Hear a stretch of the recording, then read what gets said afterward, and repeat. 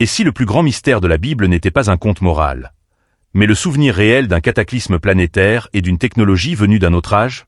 Il existe une montagne en Turquie, enveloppée de brume, balayée par les vents. Les habitants des villages alentours la regardent avec crainte et respect. On l'appelle le mont Ararat. Et selon la tradition biblique, c'est là, quelque part entre ces glaciers et ces crevasses, que l'arche de Noé se serait immobilisée, après le déluge. Pendant des siècles, on a cru que cette histoire n'était qu'un mythe. Une parabole destinée à enseigner la foi, la survie et le renouveau. Mais que se passerait-il si le récit du déluge avait réellement eu lieu? Et que l'arche de Noé n'était pas une simple embarcation de bois, mais une structure d'une conception si avancée qu'elle défie encore aujourd'hui notre compréhension? Des images satellites, capturées au cours des dernières décennies, montrent une anomalie géométrique au cœur du mont Ararat.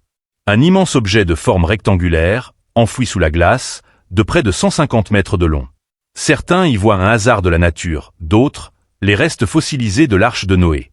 Les premières expéditions modernes vers le mont datent du XIXe siècle. Des explorateurs russes, puis américains, affirmaient avoir vu une grande structure en bois noirci, figée dans la roche volcanique. Des fragments furent même rapportés, analysés, mais mystérieusement perdus dans des archives militaires soviétiques. Coïncidence? Peut-être pas. Le déluge universel, pourtant, n'est pas exclusif à la Bible.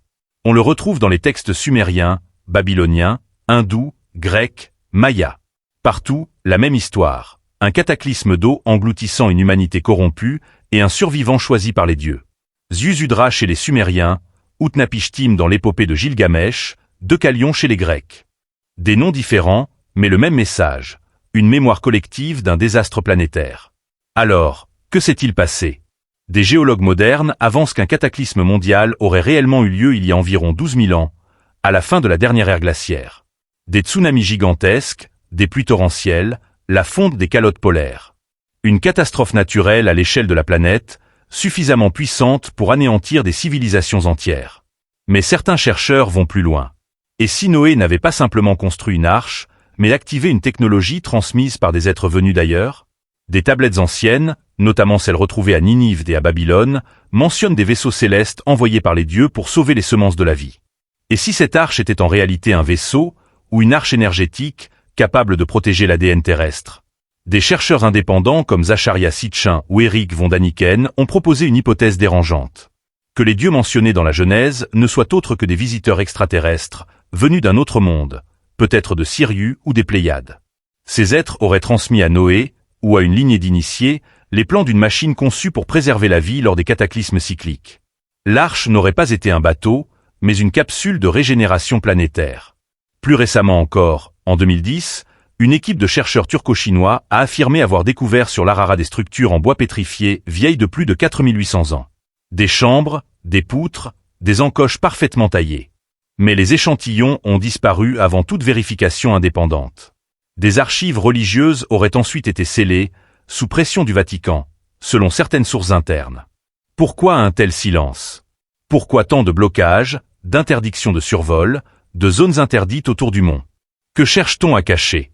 Certains disent que les autorités turques auraient trouvé, au cœur de la montagne, une énergie électromagnétique anormale, émanant de la structure enfouie.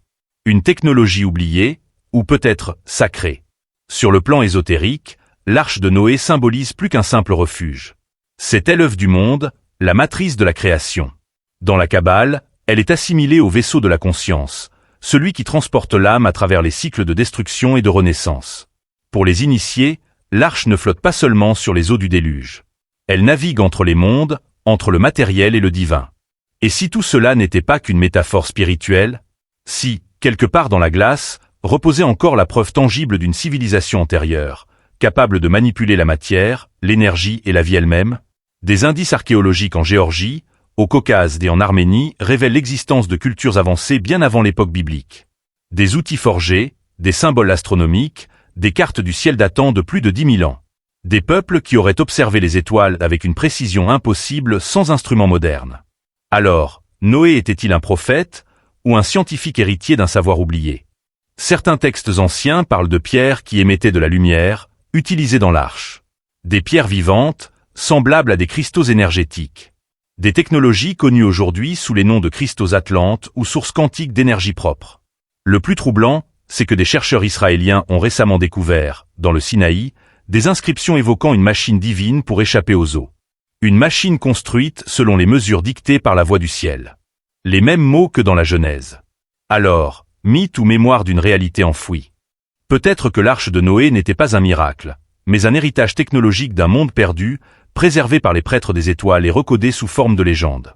Et si, un jour, le mont Ararat décidait de libérer son secret, ce que nous appellerons la découverte de l'arche ne serait peut-être pas une révélation religieuse, mais un rappel que l'humanité a déjà survécu à la fin du monde.